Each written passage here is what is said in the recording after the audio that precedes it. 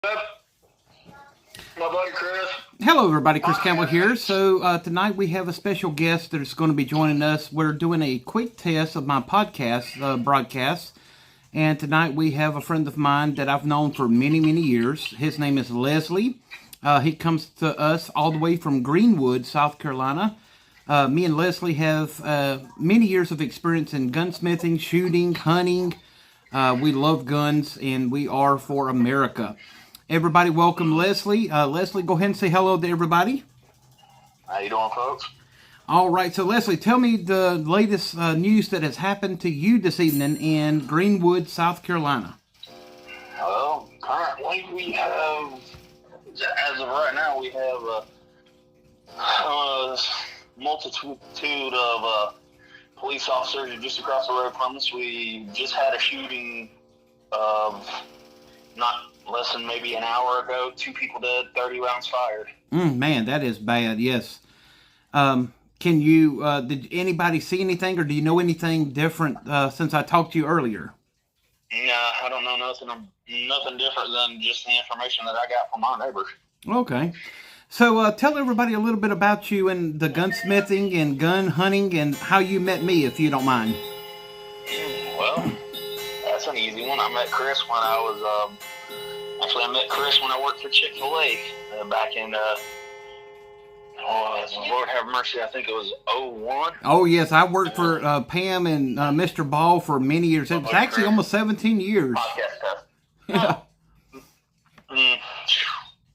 Yeah, I just worked for Pam and Mr. Ball from 2001 to 2009 when they were taking over, and then I just started working different places and et cetera, you name it, I kind of worked at it.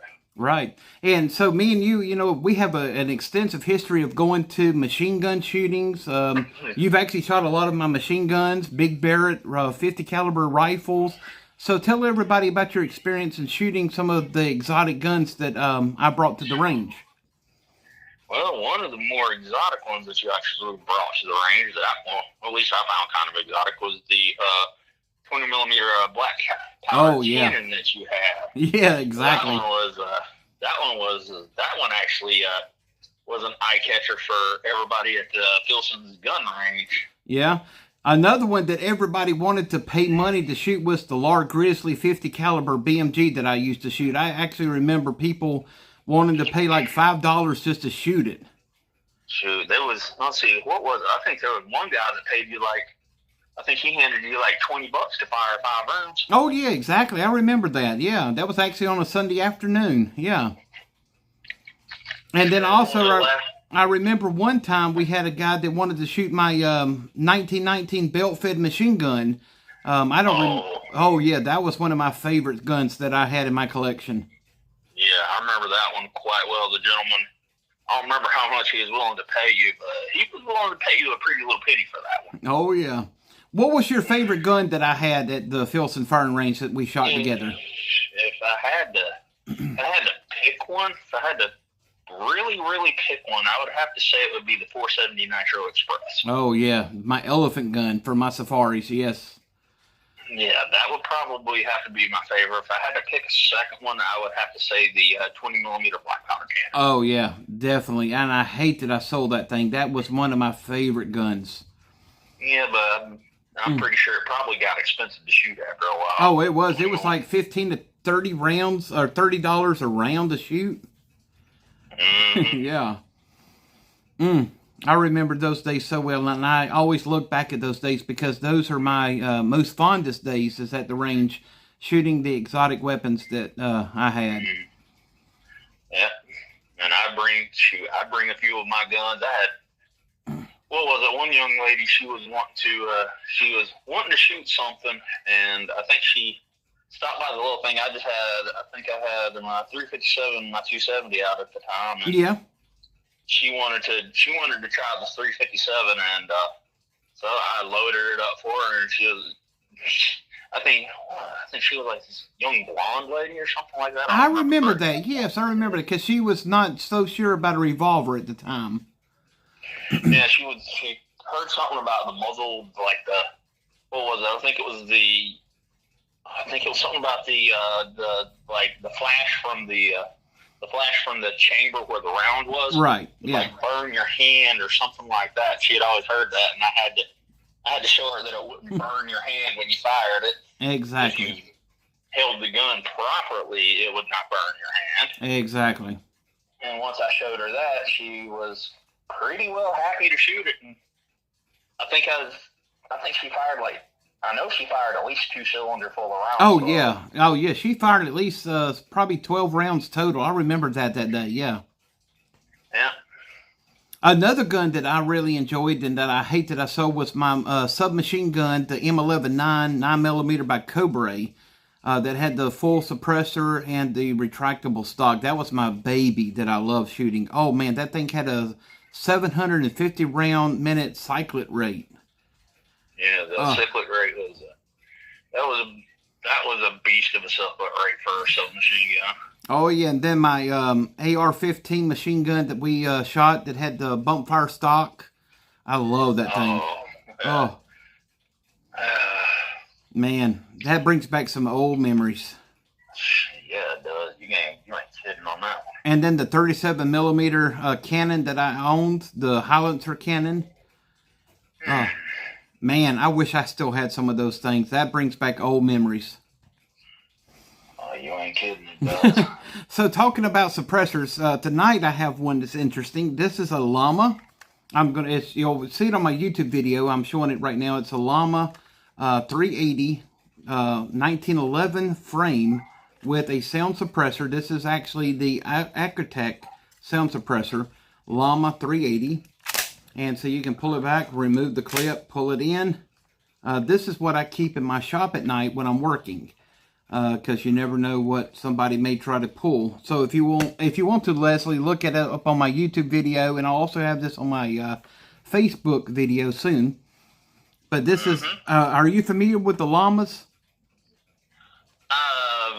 Not heard about Llamas before. I know of a few other suppressors from Well, this is actually the Llama. It's basic. It's called the Llama 1911 Mini. Yeah, it's basically a 380 caliber pistol. It's called the Llama 380 Mini 1911, and I have the Intratec sound suppressor, which is a Class 3 item, $200 tax stamp to the NFA. Threaded barrel is a 1/2 by 28 inch thread. So yeah. Decent threading. Yeah, and it's when you shoot it suppressed, it sounds like a CO2 pellet gun, even using regular 380 ammunition. Yeah, you don't get that from a 9mm, that's for sure. Exactly, and you know from a fact, I've actually shot suppressed 223s, 9mm, 45s, heck, even the Mac 10 that I have that was a 45 ECP suppressed. It was still loud, but it was, suppressed somewhat. Yeah, you probably got, the decibels. I'm going to say you probably got at least 20 decibels out of it. Not much higher than that, but you were still getting 20 to 25 decibels even suppressed. You're not, unless you're right on top of something like that, you're not going to hear it at distance, but if you're on top of it, yeah, you're definitely going to hear it.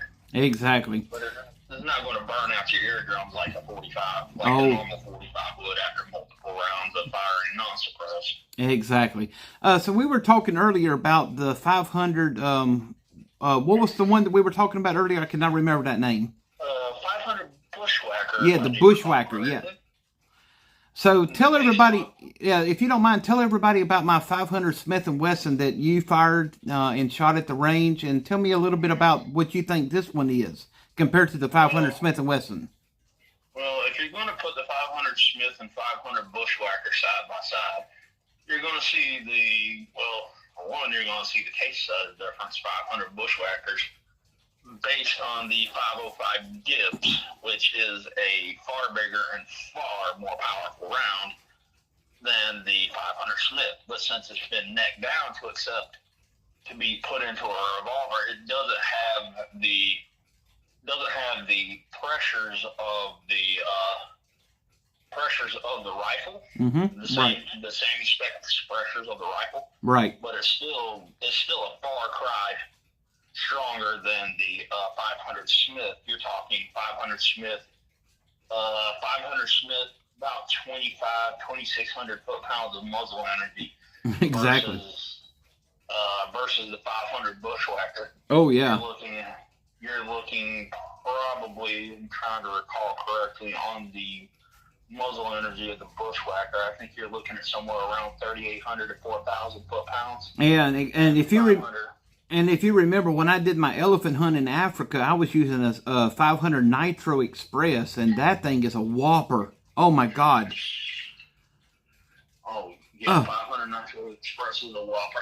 Yeah, I had a double rifle when I took my first elephant in Tanzania, and that thing, you could not even sight it in. I mean, you literally had 2 shots and you were done for the whole hunt. Yeah, you don't want to. You don't want to drop too many rounds to any Nitro Express round. I mean, it doesn't. I mean, you're talking anywhere. Most Nitro Express rounds, the recoil is anywhere from 80 on up to 100 foot-pounds. Oh yeah, every bit of it.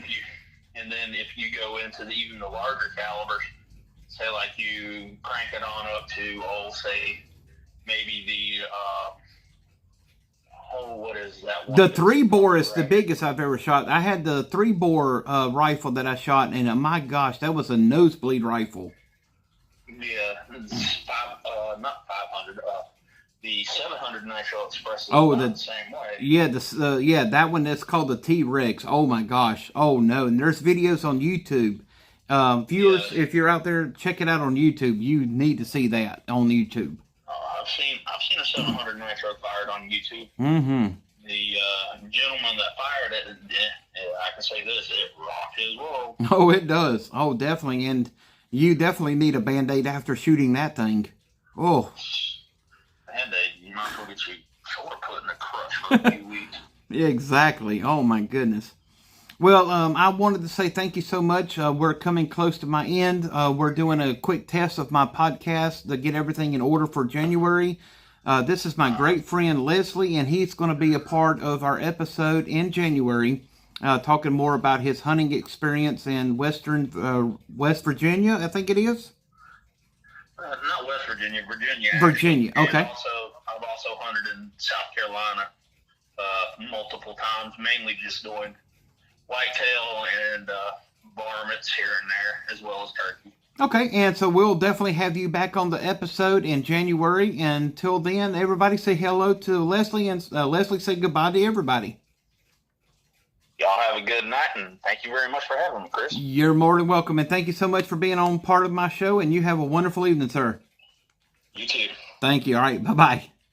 Bye-bye. So everybody, stay tuned for my podcast show in January of 2025, where we'll be interviewing different people. Leslie and me go way back. We have hunted and done shoots all over the world. I am a master gunsmith. He's also a gunsmith and a gun entrepreneur. He's worked with many different arms, pistol, revolvers, competition shooting, and so forth. I look up to him as an inspiration and a person that I ask for guidance. And also, if I have a question about guns, he's the first one that I go to. So this was a test of our podcast. We do not have our microphones. Currently, this is the microphone that we're supposed to be using, but we're still working on it. And, of course, my headset, did not use that tonight.